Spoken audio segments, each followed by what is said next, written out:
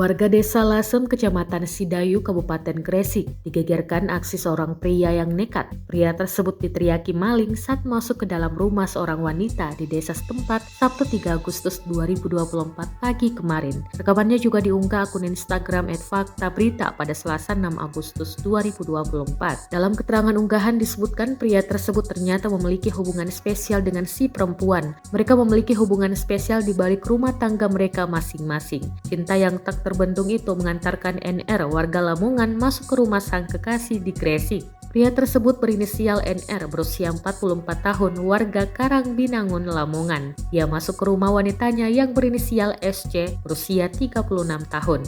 Saat SC memandikan anaknya, orang tua SC curiga ada seorang pria. Ternyata NR yang tidur hanya berselimutkan sarung. Dari sanalah orang tua SC berteriak jika di rumahnya ada maling. Bukannya merajut kasih, canda tawa empat mata, NR malah jadi bulan-bulanan warga. Pasalnya salah satu keluarga SC itu meneriaki NR seorang maling. Sontak warga yang mendengar pun langsung bereaksi. Mereka mengamankan NR hingga menyeret NR keluar rumah SC tersebut. Bahkan dalam video yang beredar di medsos, kedua tangan NR diikat di tiang salah satu rumah warga.